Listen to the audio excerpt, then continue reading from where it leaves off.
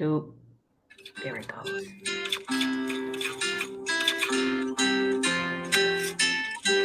What is this? Curiosity.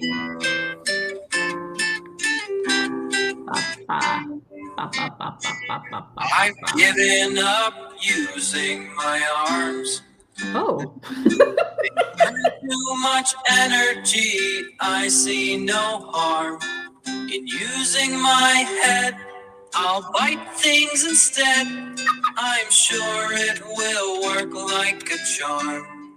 Hello, Oh. and welcome to Nobody Asked, back from a brief summer hiatus. Today we are joined by the incredible, the great Maria. Ooh, I'm incredible and great. Thank you for noticing. Yeah, no problem. Yes, it's my mother, and she's no longer a lumberjack. Who knows why? And also by me, Colin Brink. Hey! You look quite handsome today. Your hair is looking quite luxurious, and your lighting is on point. You look very handsome. Thank you. I stole Ellie's conditioner, and I think that it worked. It's been a while, ladies and gentlemen. It's been a few weeks as we had some travel and some Colin had to do work. And also it's summer. So we did a little summer vacation. Vacation action. So we thank all of you guys for being back here. And today we're going to be talking about the myth, the theory, the fact of the virtue of struggle in American and other society. Ooh. Yes. Why do we value struggling so much? It's so strange to me. God damn if we don't love struggle. And goddamn if everyone in every workplace that I've ever been in has not actively embellished their own struggle in order to appear better. When really, what it makes me feel like is that took you that long. They're like, oh, I've worked 4 12-hour days. And I'm like, well, I can see what you did in those days, and I'm worried about you, and I think you should drink more water. So I don't know, but everyone's just got to embed, you got to be struggling, got to be working all the time. Not your boy. It's good. What's been going on in your life, Ma? Well, I mean, I saw you just recently. We had a lovely vacation. That was good. It was very good. It ended up turning into an entire, like, not a whole family reunion, but like a mini family reunion. And it was great, man. I definitely needed it. I feel better. I came home and I was very motivated, and I've been getting my hustle on. Now I'm trying not to struggle though. Hustle without struggle. Put it on a pillow. Yes. Ooh. And also your car got hit. It did, yeah, because we drove to Idaho, and so that takes a few days. And yeah, so in one of the hotel parking lots, our car got hit. We didn't realize it until we were, a half an hour down the road at a gas station, and it was like, what happened here? How did this happen? How did we miss this? We definitely didn't hit anything. And it is particularly funny because there was one point in the trip where there was this giant explosion that happened, this big boom, and we thought something fell from the sky and hit the car. And so we pull over, we look at the car, nothing has happened to the car. We later figured out that it was a bag. Previous to the car getting hit. This is previous to this. We later found out that a bag of Munchos exploded in the car as we ascended up a mountain. That is pretty good. Yep. Would never have guessed that the explosion of a bag of chips would be loud enough to make me think that something had fallen from the sky. But it did. Ridiculous. Very nice. Not a whole lot going on over here. My birthday is in 2 days. I'm turning 19. No, I'm not. I'm turning 26. And I'm turning to looking 36, which is great. I think you're just ageless. You could be any age. Yes. Well, they say Jesus died at 33, and so I feel like I just went for that, right? Sure. Right at 33. Put me on the cross, baby. I look like I could be up there. So it's good. It is so freaking hot here. We have a window AC. It is not capable of dealing with how hot it is outside. It's reading like 96 on the thermometer, but it says 91 online. So I don't know what to do with that. But it is so stupid hot, and I am burning through clothes like a madman. I do not have enough. We actually just did a clothes donation run to clear out the drawers because I was just like, at this point, I was just stacking clothes on top of my dresser because we can fit them in there. So we did a clothes donation run, but now I'm going through like 3 shirts a day. So we're in long sleeves right now. What are you going to do? So, yeah, it's super hot. Work is good. Yeah, life. Bada bing, bada boom. Yeah. Yee. Oh, should we say hello to everybody? Yes, you should. We should. Well, hello, Ashley. We've missed you as well. And hello, Barbie. And you know what? I just got a text from Vinny. He said, ooh, the virtues of struggle. So I think Vinny might be watching as well. So hi, Vinny. So, come say hello. Oh, yeah. So this hello? is not quite as bad as I thought it might have been. What? The picture of the Oh, yeah, that's my car that got hit. vehicle. Well, it's actually hit somehow in 3 places. But What? all in that area. There's like the one that's very dramatic at the top, and then there's one kind of right below it, and then there's one way down at the bottom on the like the bumper part. And it's like, how did you like back into us 3 separate times? Like, oh shoot, I think I hit something. Let me try again. I think. But it seems like it's just 2 panels, right? Yeah. All Well, right. and it also broke the squirty thing.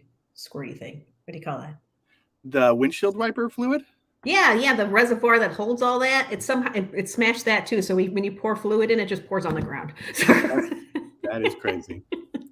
Well, hope does insurance cover it, or Mhm.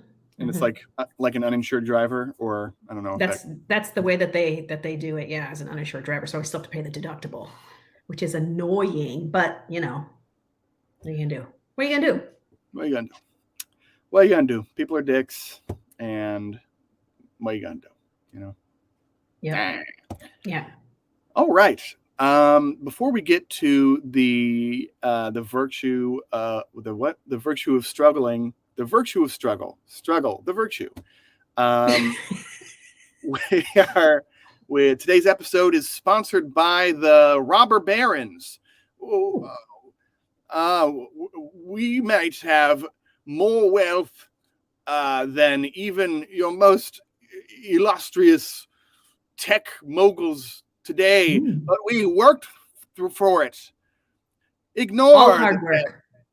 Ignore the fact that we were all failed businessmen who used our connections in politics in order to get sweetheart deals for hundreds of thousands of acres of land completely free, signed over to us completely. We got monopoly agreements on creating railroads, and then we used our own power to determine where the railroads got to strong arm cities into various tax incentives that made us wildly rich beyond our greatest dreams, doing basically no work and also exploiting immigrant labor as slave labor. We worked for it, struggled. Yes, but that would never happen today. Definitely nobody would use political connections to just try to get stuff that they didn't work for. That would never happen. No, certainly not in the fields that I work in. And that sentence was said by Colin, but the rest of this is the Robber Barons. Yes, this episode was sponsored by the Robber Baron PR team. Robber Baron, more like Robert Baron. My name is Robert. Ignore the other. Hello, Robert. Hello. Yeah, it was, it's an ad. All right. The virtue of struggle. What are we thinking about here? What do you even mean, Ma? Listen, it's got layers. There's about a million different ways you can talk about this, but I'm just going to start with like this little sort of anecdotal story. Yeah, I was having lunch with family one time. Hi, pineapple. And you know, one of the people I was with kind of brought up another person, and their husband had died, and they had since kind of pulled themselves up by their bootstraps, if you will, and they got a new career, they got their own home, they did all of this stuff themselves, and they were kind of espousing, oh, this person has worked so hard, they've struggled so hard, and they've risen up above it, and they're saying it to me, and it's like, well, you wouldn't understand because you've had it easy, Maria. It's like you don't struggle, everything comes easy to you. You have This isn't what one was of your siblings? what you have a horseshoe, a lucky horseshoe, just permanently affixed up your asshole, Maria. That was pretty much what was said, and it's like, listen, life's more complicated than that, but also, why is this person somehow so much better than me because bad things have happened to them and they've figured out how to rise above them? Like, sometimes bad shit happens to you and you can't rise above it no matter how hard you try, right? You're struggle and don't get ahead, which I think is an interesting point, right? Struggle that doesn't actually lead anywhere, not a virtue. It's just fucking laziness, right? That's the way it's painted. If you can't somehow figure out how to make the struggle work for you or turn that into a struggle hustle, then you're just a failure. You're a failure. Or I also will go so far as to say, like, generationally, right? Every parent wants their children to have more opportunities than they had, and to have, you're right, not every parent, which is true, right? Some people are very much concept, right? Most normal parents feel like they would want their children to have an easier time, right? To be able to move forward in this universe, right? If we ever are going to move forward as an entire culture, then incrementally everybody needs to be able to move forward. We need to get out of survivor brain and then get into, let's think big thoughts, let's have great ideas, all of that stuff, right? And so so if you want your children to be doing better than you, then why are you somehow mad that they're doing better than you, that they don't have the same kind of struggles that you had, right? They're not afraid that they're not going to eat, right? They've got enough food on the table. They've got shelter. I mean, these days, maybe less so with the shelter, but, that's what your hope is. And so now they're able to think about these other bigger ideas because they aren't struggling just to eat. And why are we mad at them about that, right? Why is it like, I struggled, so you have to struggle too? It's just a real kind of confusing backwards way of thinking to me. Yeah, well, I mean, it's backwards because they want it both ways, right? And I think that you wonder how much of it is like this concept of other children, because the generational tension is different from people's tension with their own children, and you'll see some bleed over between them.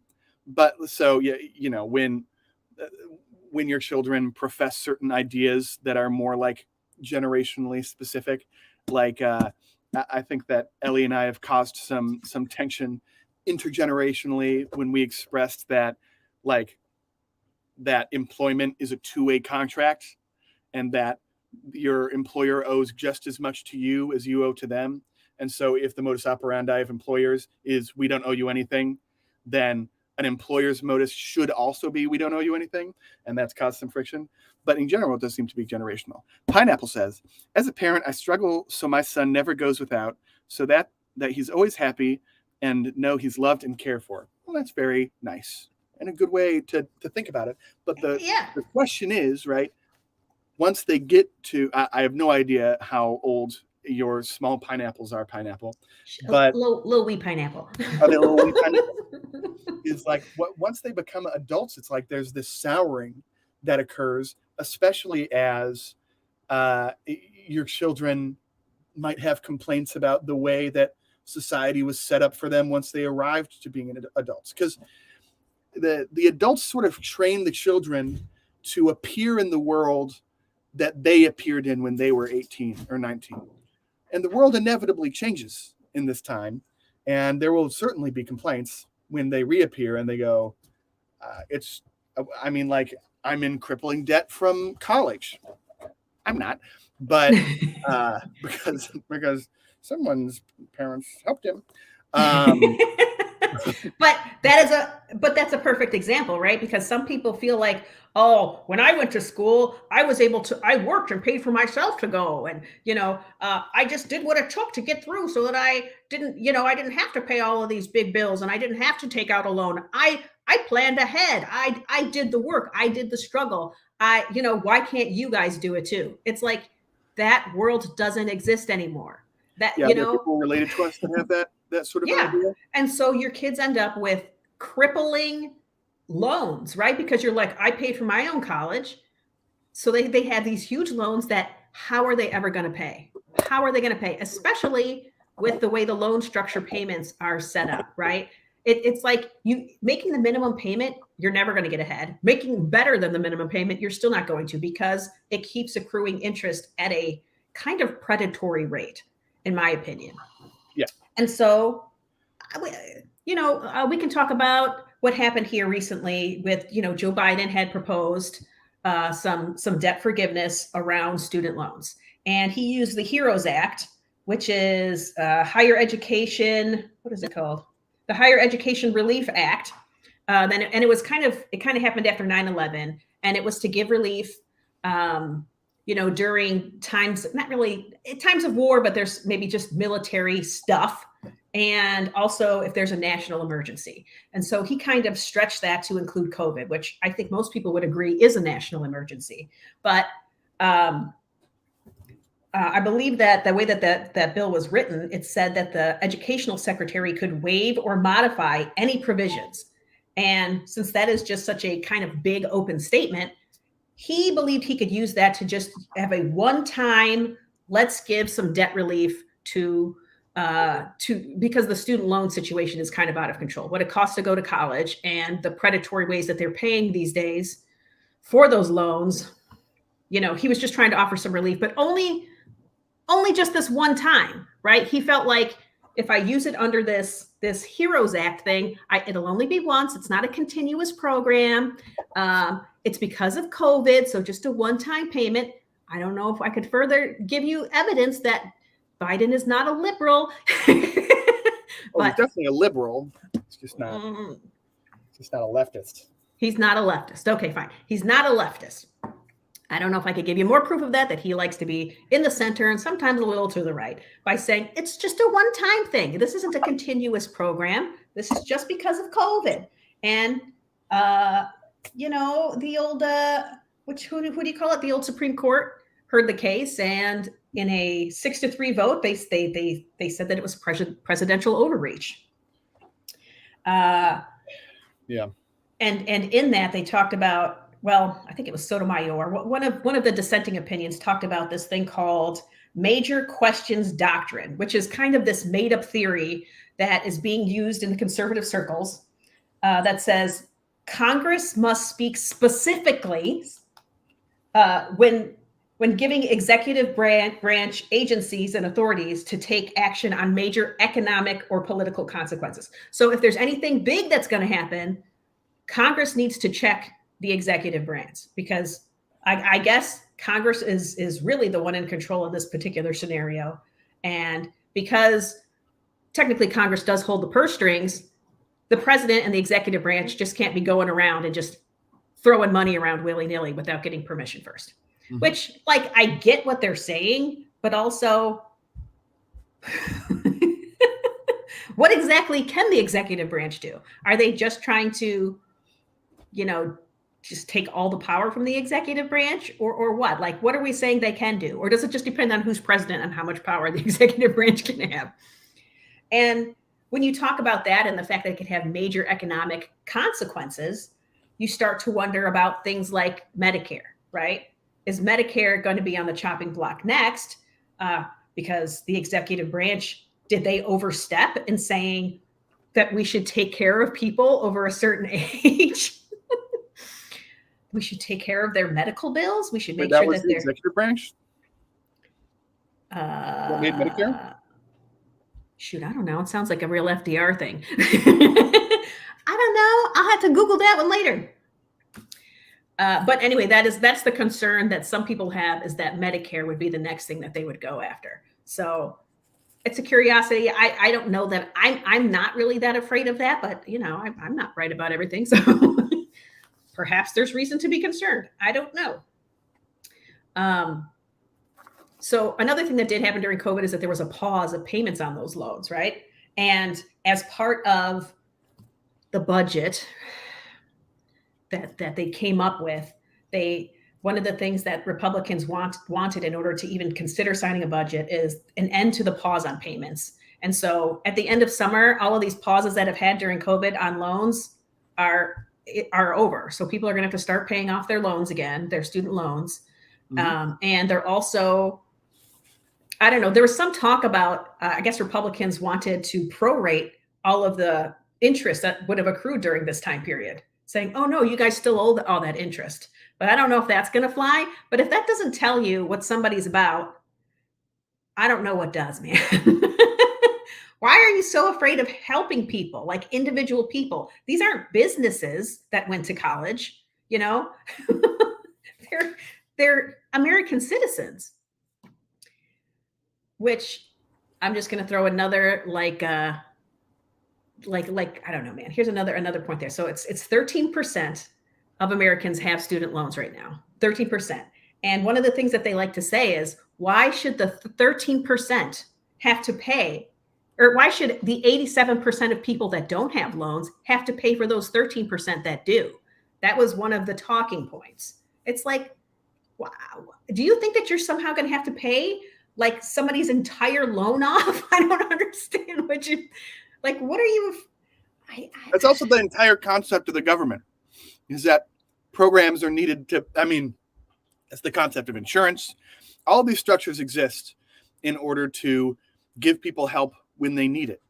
So that's always a confusing question. Certainly a confusing question from the party of bailing out banks and bailing out major corporations.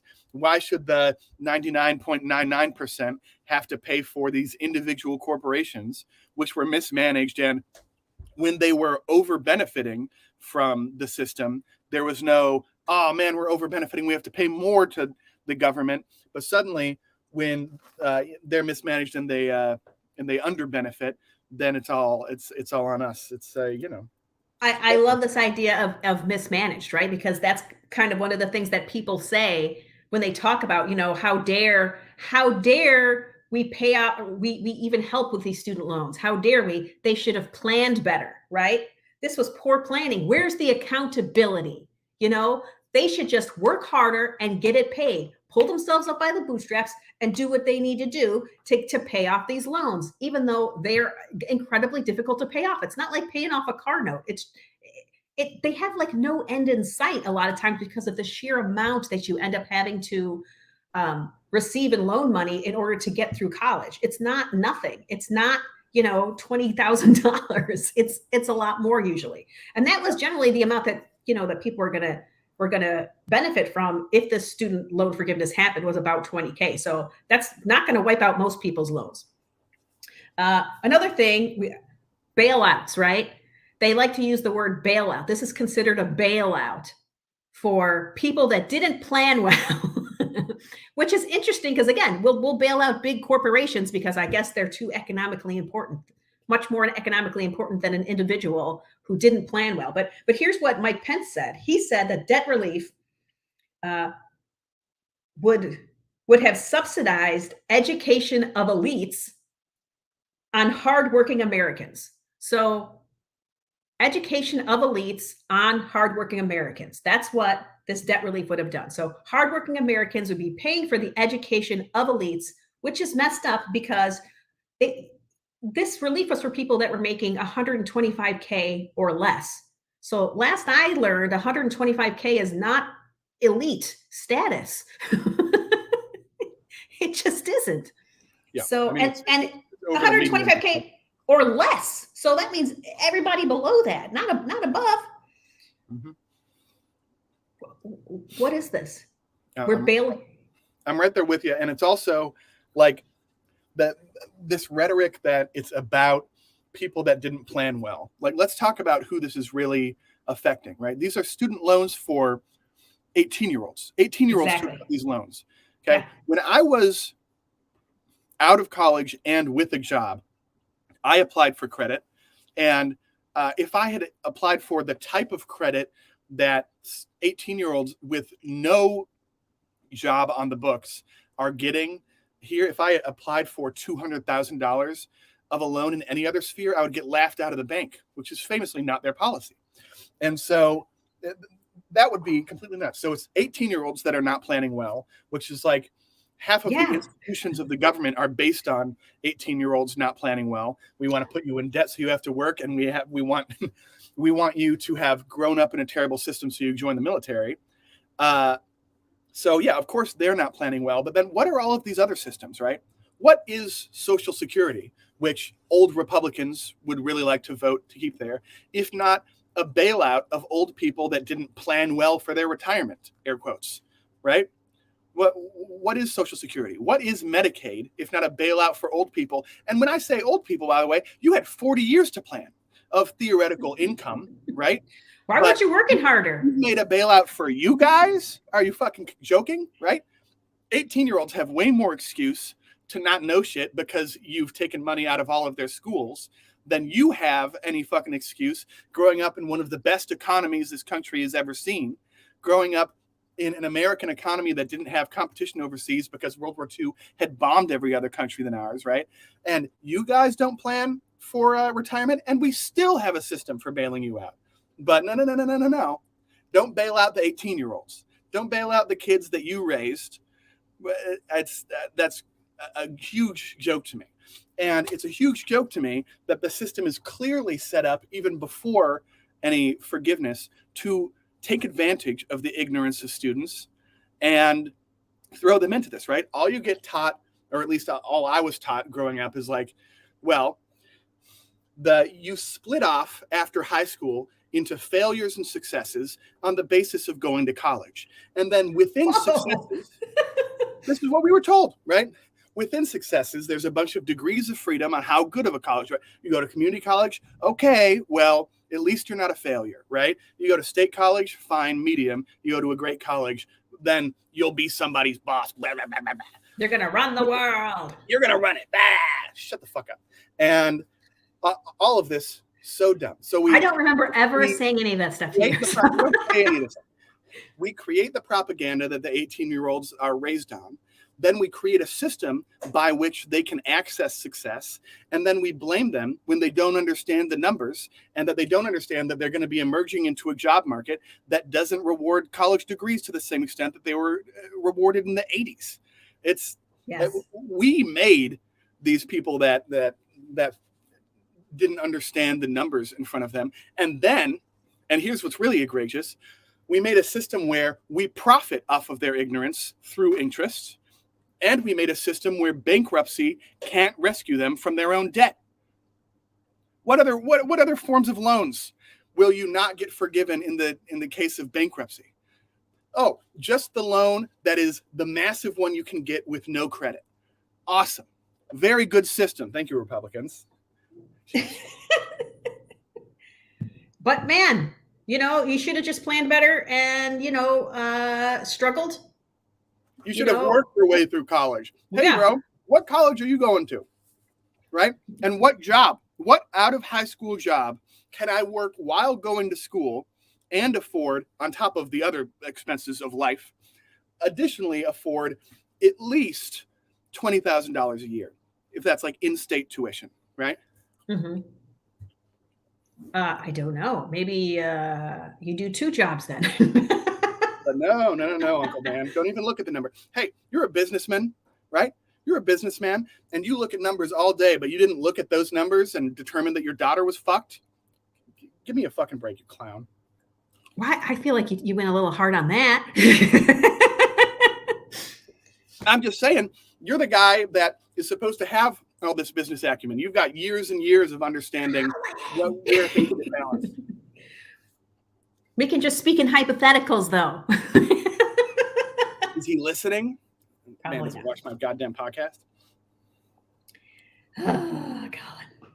No, I'm just saying it's hard because a lot of the people that are making the rules, almost all of them, grew up in a world that doesn't exist anymore. They grew up at a time when college was affordable and was for the elite, apparently, where now college, for a long time, college has been really what you should be doing. And now we're kind of going in the opposite direction because you will be in so much debt. You will have a hard time finding a job in your skill set.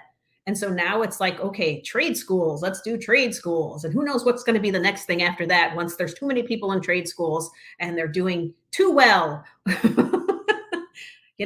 There's always something uh, coming around the corner. What's coming around the corner? I just want to know what's coming around the corner because it just feels like everything feels on purpose. Like just a dismantling of logical progress feels on purpose. And I just want to know if they succeed in walking us backwards, what comes after that?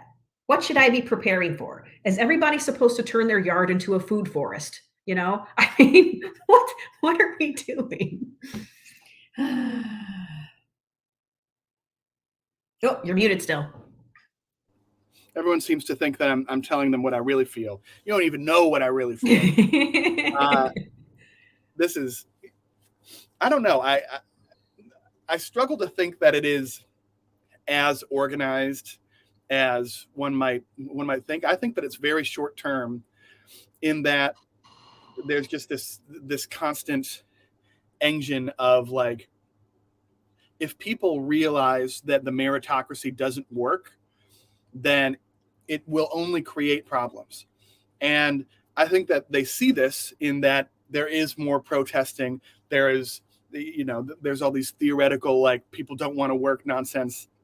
Since the beginning of time. Marketing things. Well, and that there's all this stuff going on because I think a slightly larger percentage of people realize how much your starting position on the track contributes to your ending position. But the meritocracy was always what motivated everyone to kind of get in line and output economically as best as they could. And now I think with the system as it exists, they just want to make sure it doesn't collapse beneath them, right? I don't know if they have the long view on it. If they have any long view, it's that automation is eventually going to catch up with the economic needs of the country. And at that point, you really want to be in the top 10%. You want to have ownership of the capital created by automation.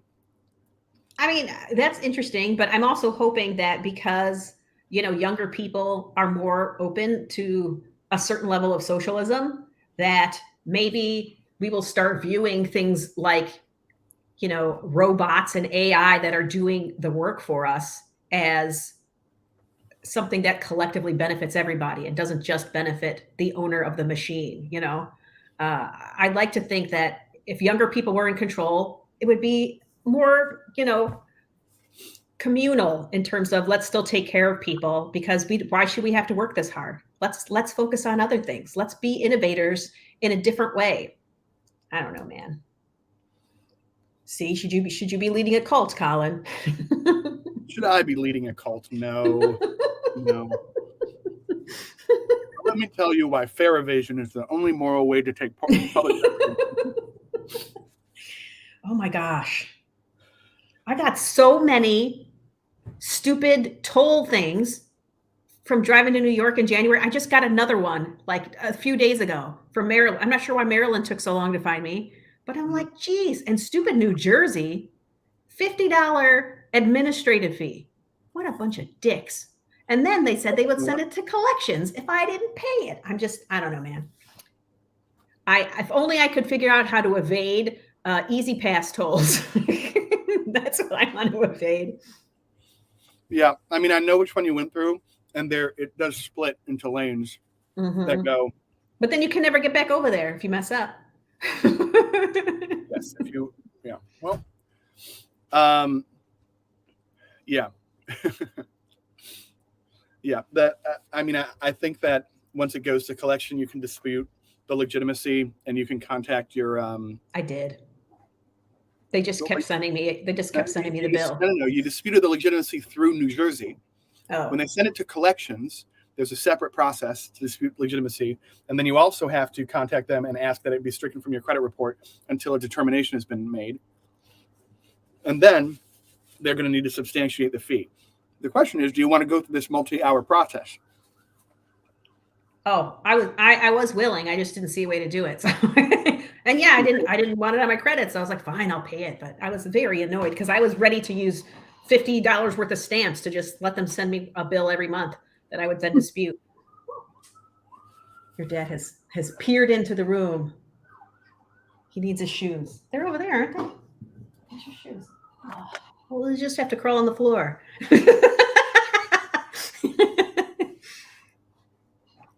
Your dad is crawling across the room now so that he does not appear on camera to get his shoes. Can you tell how sweaty I am? I'm glistening, bro. Well, when you're that close, I can. Indoors, sitting down next to the AC. I don't know. Should I talk about John Rawls? Yeah, talk about John Rawls, because I mean, really, I kind of sidetracked this a little bit. I mean, to me, this is all struggle related, but it is kind of like side tangents of the struggle and the virtue of struggle.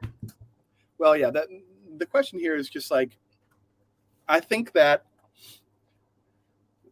well, I don't even think this. There's definitely true. We're all raised in one life, right? And so we learn these lessons and we kind of learn them in the context of ourselves. Mm-hmm. And the theory of the virtue of struggle and the theory of capitalism and meritocracy, I think they work. Thank you. How loud is that? Everything's fine. Everything's fine? Okay, a fan just got pointed at me, and I'm very excited about it. Oh, I don't hear it. Awesome. The theory of all this stuff, it makes sense when you contextualize it as a single person. But when you look overall at society and like the insurmountable odds of being born, I think it all sort of breaks down.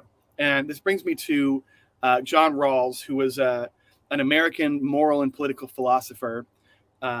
He wrote a very famous book, The Theory of Justice, and he won the National Humanities Medal in 1999.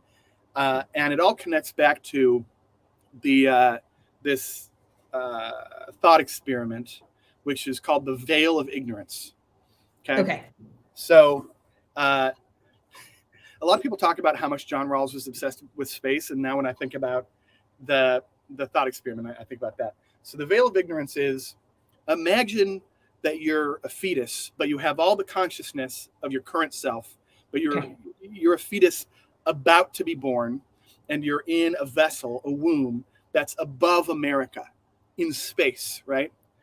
And you see dispersed across America all of the different circumstances into which you could be born with the mind that you have right now.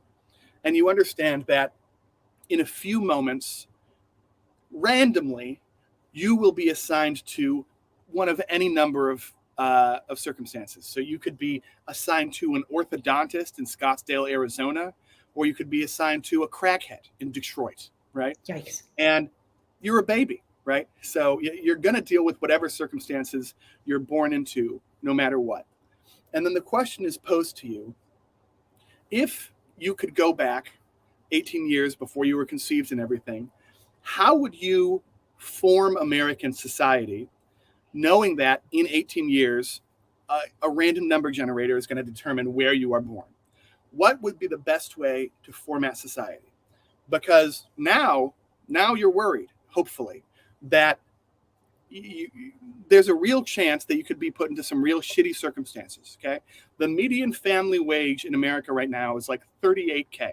There's a 50% chance that you're born under that wage, and that wage can't afford a house fucking anywhere. Oh my gosh. So that's the median? That's the median. Yeah. I think I might even be a little high, but that's the median. So there are all these circumstances, and there's so many different circumstances. And there's so many really, really bad ones. And no matter how smart you are when you're born into the circumstances, you still got to survive till you're 18. You still got to grow up around the people that you grow up around. You're only given so much, but you could form society. So what are the things that you would change? And this was a thought experiment that was posed to rich academics at Ivy League schools. So children of rich people that had made it to Harvard were asked to re-examine it and go, if I could be put anywhere.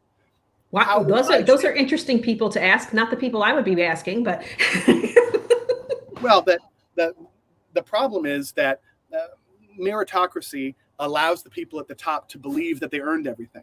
Well, hey, you have another chance. You're randomly going to get assigned when you're born again. If you earn it again, bitch. So this is the question of the whole thing. And essentially what it broke down to was, okay, well, a society that I would think that I could attain the same level, I would want to believe that everyone has access to a good education, everyone has access to a home, to food, and to medical care. It was essentially what it broke down to. It was like that. In order to give me the best chance, I mean, I can't control the people that have children, right? So if I get born to shitty parents, I get born to shitty parents. But if everyone has these things, then I, a child, would have the best chance to actually access the American dream and with my brains, and my hard work. Huh. No, it's interesting, especially if you're talking about making sure everybody's got something to eat. Because, you know, we've had problems in, I can't remember which state, one of them up north around the border up there of Canada. Is it Minnesota? I'm not sure, where they were offering free lunches to all children at school, right? Because again, you're going to do a lot better at school. You're going to learn more. Your education is going to be much more effective and help you to get out of the hole that poverty may have you in if you've had something to eat. So let's just give free lunches to everyone, no qualifications. And the number of people that lost their mind about this idea of feeding children who didn't choose their circumstances, right? Their struggle was not one that they chose. They can't control it. They can't, they can't work harder as a child to get themselves out of this struggle. That's not where they are yet in life. They need something to eat. And yet people are still mad at the idea of feeding children. Well, why didn't their parents work harder? I don't know. I don't know why they're having the kind of struggle that isn't producing results. If their parents can't afford lunch, hasn't society done enough to them that they have to live in this fucked up family? What possible reasoning in what we're talking about now could lead you to this sort of a conclusion? I mean, the only thing that I can imagine is that people see being a parent and the suffering of a child as leverage to force work out of a parent, right? That a parent, of course, because they can't imagine bad parents somehow, right? But a parent, of course, if they saw their child was struggling to get lunch, would work that much harder and would innovate. And they'd come up with the next iPhone if you just took their food away from their kids, because that's what you need as a human. You need, what did I just say? You need incentive, right? Incentive, yes. This will build character. It'll build character for these children. They'll just be that much stronger when they make it, if they make it out the other end. And you sort of see the logic, right? I mean, we all saw Taken, right? If you fuck with somebody's kid, they'll go to extreme measures. I'm with you. What I'm saying is that we need to think about the kid, because it's like a human, right? With a soul, theoretically. Right. So we can't in order to move the cog of the American economy, take the thing that everyone loves and then just torture it until they work hard.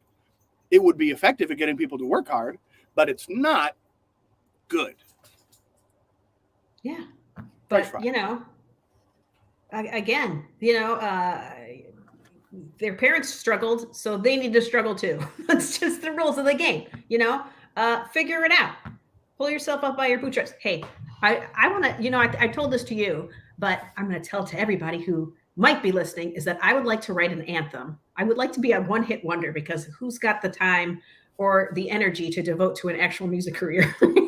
I just want to be a one-hit wonder. I want to write an anthem, and I want it to have every cliche that they say about working class people. I want it to have pulling yourself up by your bootstraps, accountability, poor planning, all of this garbage that they say about people that struggle but can't seem to get ahead, right? That if hard work, all of this stuff, whatever the cliches are that they say, I want every single one of them in this anthem. So if anybody has any, feel free to send them to me, because seriously, some of the rhetoric that we have been fed over the years just feels just disingenuous in the modern era. Because again, there is no meritocracy. The number of people that have like 3 jobs, and the number of people that can't afford to, that might make a decent wage but can't afford housing right now. Van life used to be something cool. Now it's just something that people have to do because they have no options. It's ridiculous. And I don't understand why we think that, hard work and struggle is so virtuous, when sometimes you work hard and you do not get ahead. You're still barely surviving. I guess living in your car is surviving, right? Because you live to work another day to hopefully make enough, or to get some big old break that'll be enough for you to finally have earned your comfort, right? Because that's what you have to do. You have to earn your comfort these days. Yep. And You got to buy enough lottery tickets, Mom. It's just I don't get it. I don't get it, man. Like, I would love for everybody to have made the best decision in their life possible, and that no unforeseen circumstances, no accidents, no health concerns, no just whatever happened, and that everybody's living their best life. But I don't know whose best life includes working 60 hours a week. How is that a best life? That sounds like shit. I don't know, man. I had to do it, so you had to do it. Yep. I had to pay for my kids' lunches. Cool. Grow the fuck up. I'm not paying for your kids' lunches. It's like, how much more do you think you're paying in taxes for that? Did you even notice that you were paying more? I mean, are you paying more? I don't know. And taxes that actually benefit you in a way that's tangible and understandable, man, I'd love that. Because right now, as often as I am like, I have no idea what these taxes are for. I just assume all taxes are just to build roads. Because what else am I benefiting from? I must be benefiting from something else. I don't know. I guess because of the military, my health insurance and all that good stuff, and pensions and things like that come my way, is paid for out of the tax coffers. So I guess I am one of those people that does see that benefit. But yeah, man, I'm good with little kids having lunch. Oh. And breakfast. You know what I mean? Whoa. Yeah. Breakfast. I'm okay with some level of student debt forgiveness. I would be down with 0% interest on loans. Just pay what you actually borrowed. Doesn't that seem like exactly what the fucking system should be? Why are we profiting off of the engine that theoretically increases the output of the American economy? Dumb. Theoretically, yeah. Because isn't that what you go to college for, right? You go to college so that you can get a job that will pay you well enough to survive with some level of comfort, right? So that you may give to the economy that you're taking from by getting this loan. So absolutely, that's what you went to college for in most cases. But if you're Mike Pence, you believe that college is for the elite. And they're the ones that are getting all the loans. Oh my God. It's ridiculous. We live in like bizarro world. Just everything's backwards. Yeah, I agree.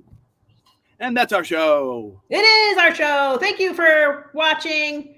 It was kind of a loose topic. Just trying to ease into it today. Ish. I enjoyed vacation. Right. Let's go back on vacation. Thank you to Pineapple. Thank you to Pineapple. Thank you to Ashley. Thank you to who else? Oh, Barbie was here for a minute. Thank you guys for joining. We will be back. Yes. Indeed. Keep watching, man. Keep watching. Keep showing us some love. Maybe we'll write an anthem together. We'll write a one-hit wonder. It'll be great. Yes. Depend on it. Oh, oh. I've given up using my eyes. It gives me a headache to look at bright skies. I don't need to see. My nose will guide me. It seems like a good compromise.